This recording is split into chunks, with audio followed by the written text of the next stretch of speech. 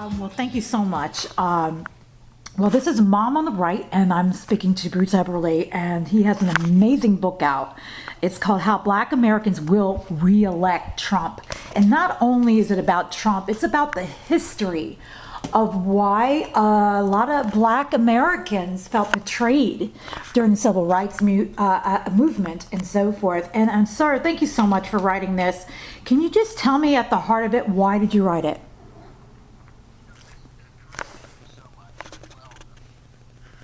Coming home, because we just felt that this is a story that hadn't been told. Right. And we also thought it was timely because we feel that this election year is going to be historic. Right. And so this came out of a lot of talk and discussions, and but really once we got doing the research, we were so fascinated by some of the history of what took place, and we see so many parallels. Right. Between what happened in 1936 and what's going to happen in 2020. And one of the most, you might say, humorous ones is that the Republicans in the 1930s and concerning the 1936 election, for the most part, were so sure that the Black Americans would never desert the Republican Party. Right. And, of course, Roosevelt lost the Black vote overwhelmingly in 1932. Right. And so they just couldn't see this happening. He said, how can Black Americans even think about leaving the party of Abraham Lincoln? But, and so we hear the same things today. We hear there was an article written in the Washington Post recently which said, no conservatives, there's not going to be a black vote surge for Trump in 2020. And I chuckled because I thought, yeah, it's just the same words almost exactly.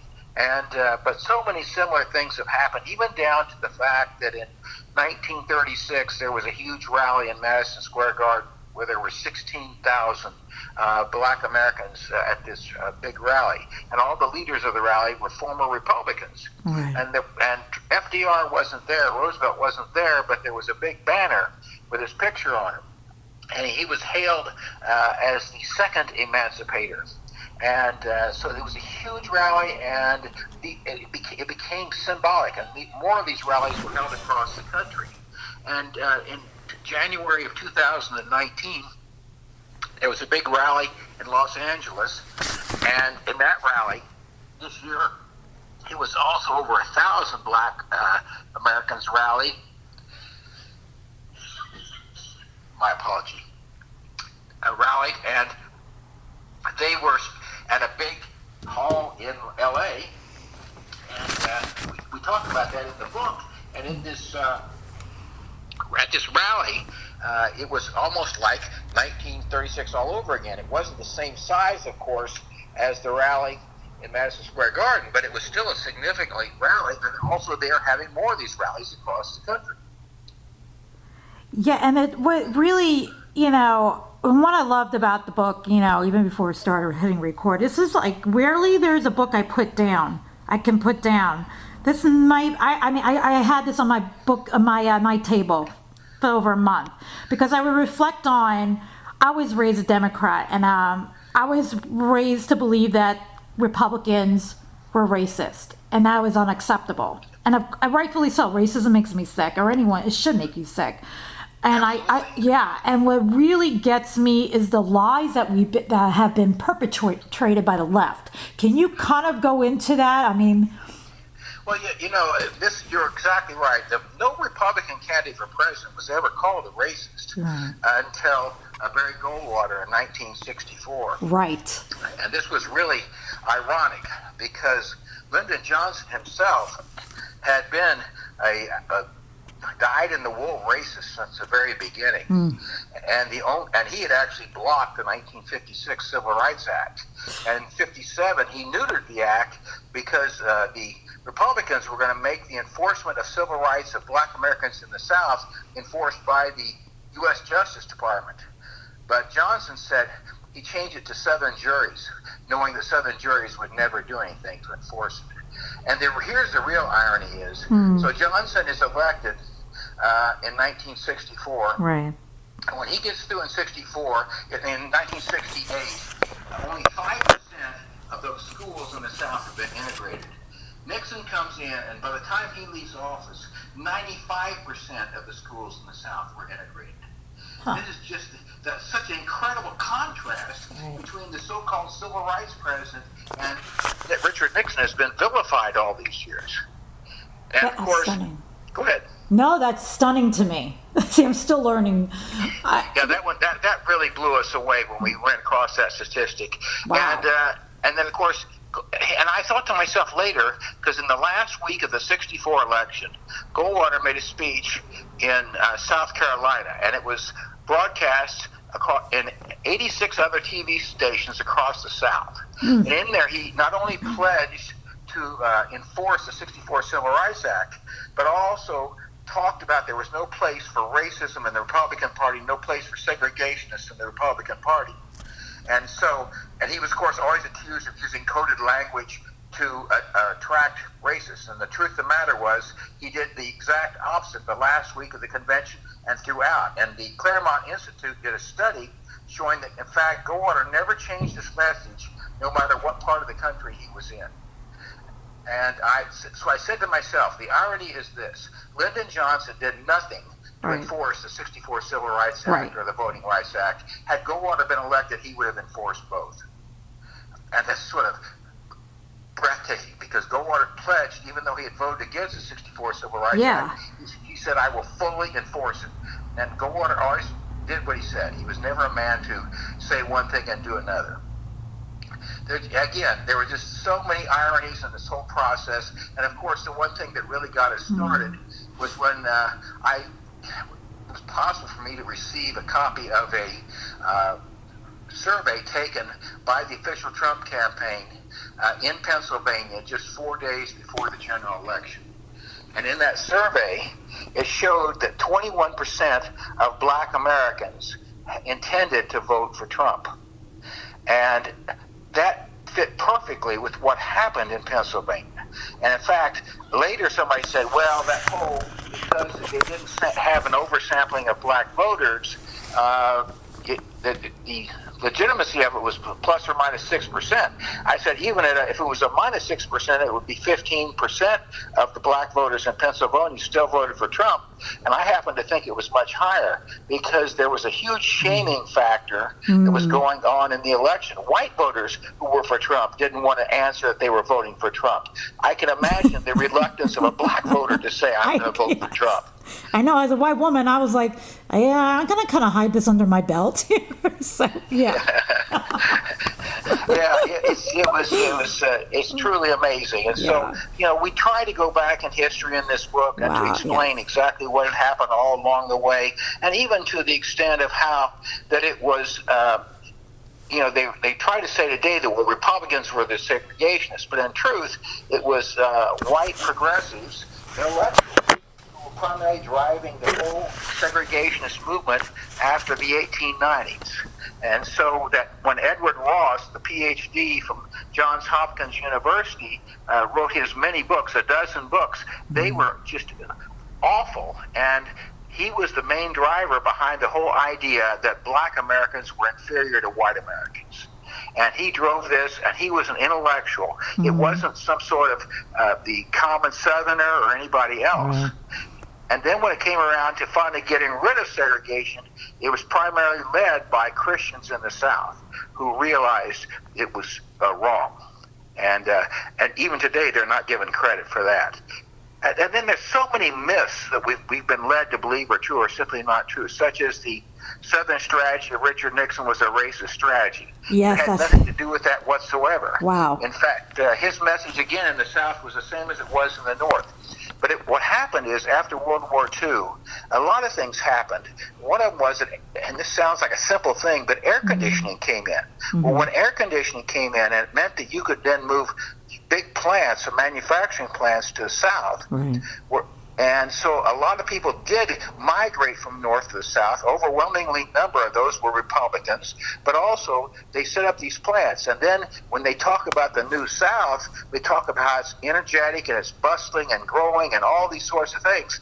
That's certainly not driven by Democrats who have raised taxes and Democrats who have increased regulations. It's driven by conservative Republican governors and conservative state legislators all across the South who have created encouraging conditions for everybody.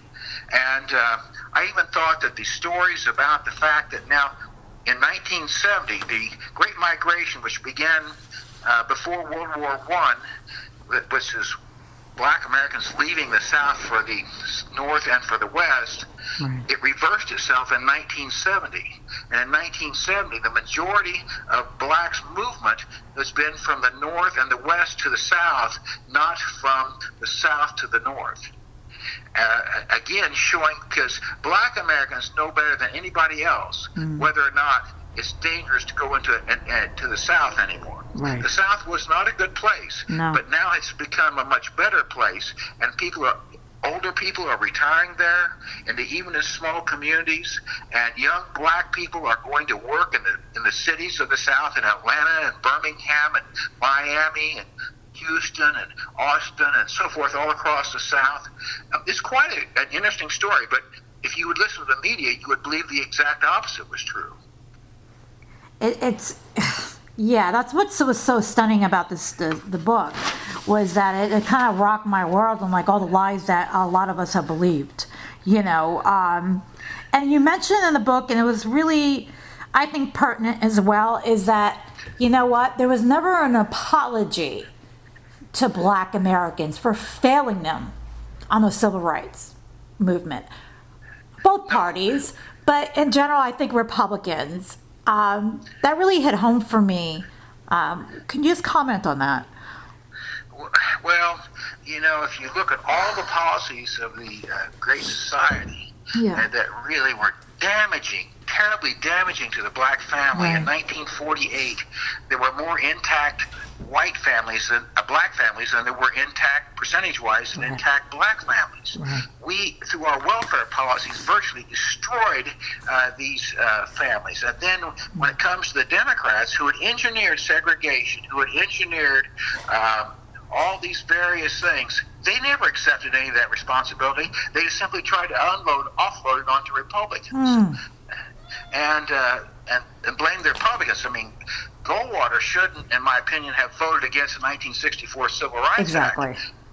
But, on the other hand, his own personal record in civil rights was exemplary, unlike any of the Democrats on the other side. And then, of course, the myth that all of the segregationists moved over to the Republican Party with Goldwater was strictly a myth. When you go back and look at some of the senators, Eastland and Fulbright and Bull Connor in the South, they stayed Democrats till the day they died.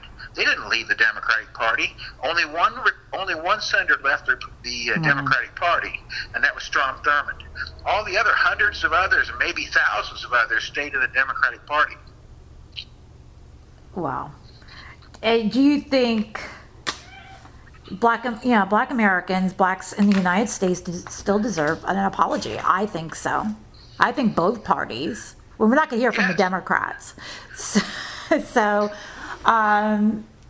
but I think that's exactly right. There's never been an apology by anyone, by the federal government even, you might say. Exactly. And I think that I'm not sure that I believe in reparations, but I certainly believe that an apology is due. And the other thing that I really feel strongly about is that there has to be forgiveness in order to bring about harmony in our land. True. And that when there was that massacre in Charleston, South Carolina, those Black Americans down there, they showed their incredible faith that they had when they forgave that person who had killed some of their friends and neighbors and family members. And it's forgiveness that brings together a nation. Forgiveness that strengthens a nation. It's not getting even. It's not retribution. It's just a terrible mark on our society that we simply can't forgive anymore. And I think that's because of this decline in faith that's taking place in our nation. No, thank you for that. And, can I be honest with you? I'm very surprised President Donald Trump is getting this support from a lot of Black Americans and women too, you know what I mean? And from minorities. I mean, doesn't that stun you? It stuns me. Why does it stun me? Yeah, well, I think it stuns you because, first of all, it is not supposed to happen according to what the. I know. But I think Unfortunately, the only reason it's happening is that, again, after Goldwater, Republicans got very bad advice from their consultants in the D.C. area by saying you shouldn't go after the black vote, because if you go after the black vote, you'll simply raise the turnout. When you raise the turnout, then you'll lose. Your chances of winning are less. So for 50 years, Republicans did no communication whatsoever with the black community. And the black community is unique. It's almost like an immigrant community because it still has black newspapers and it still has black television stations and black radio stations, so that nobody would communicate with black Americans. But Trump he is an anomaly for sure. He's an anomaly.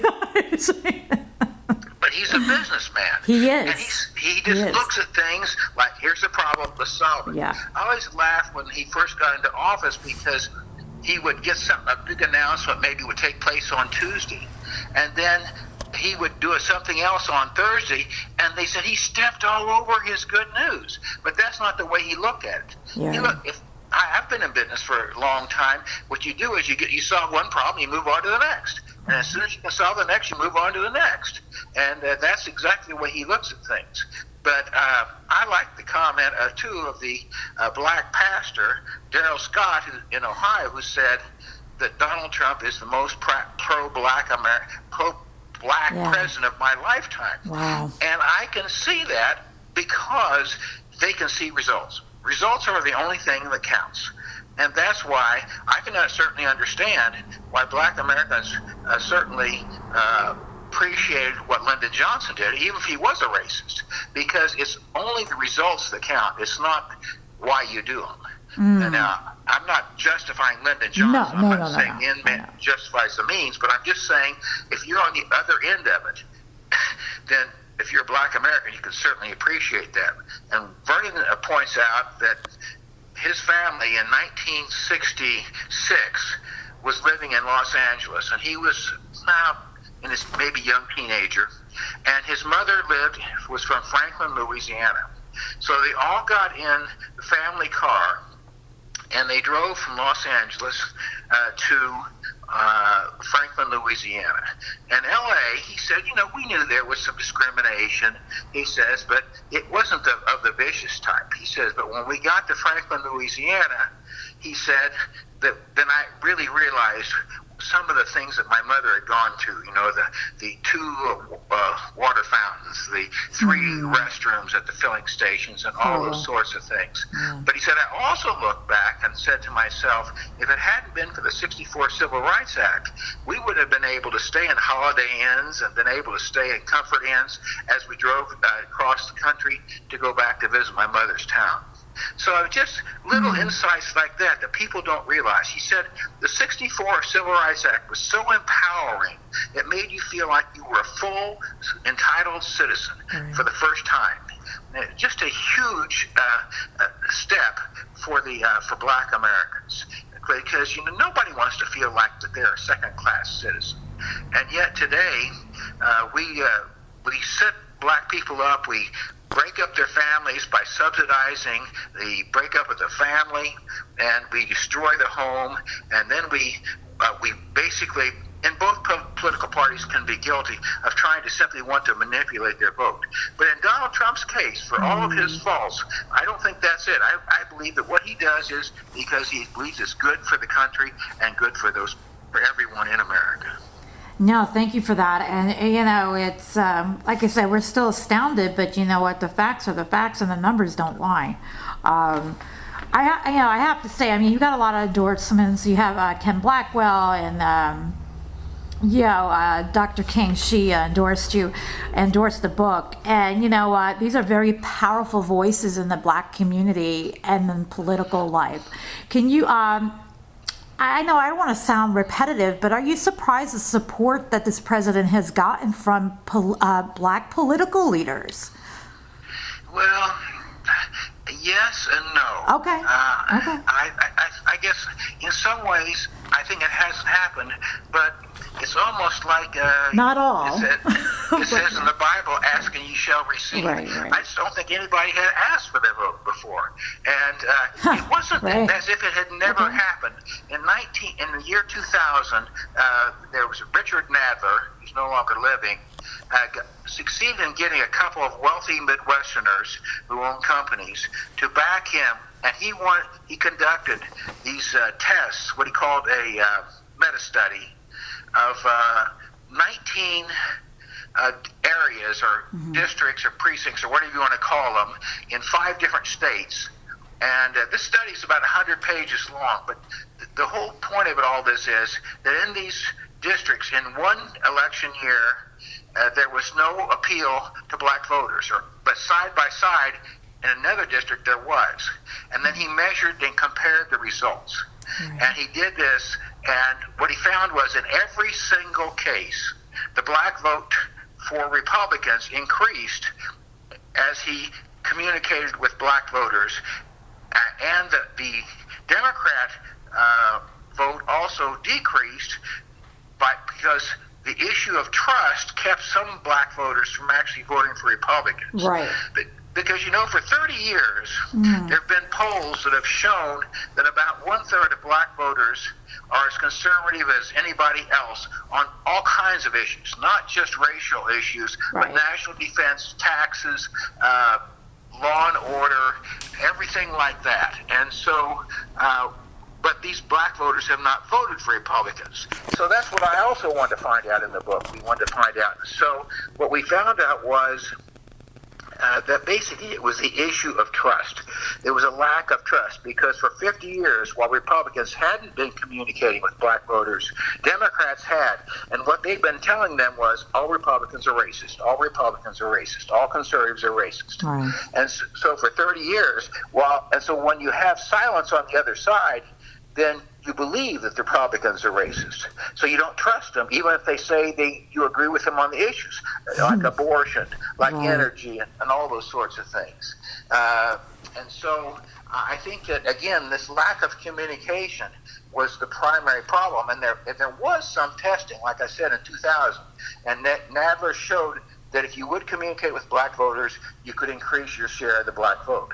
But Trump did something very unconventional, surprise, surprise, and he went directly at the black voters and said, I want your vote, and here's why. And because he said, you have nothing to lose because all you've been getting is the crumbs from the Democrats. And he was blunt, but I think it was also music to their ears.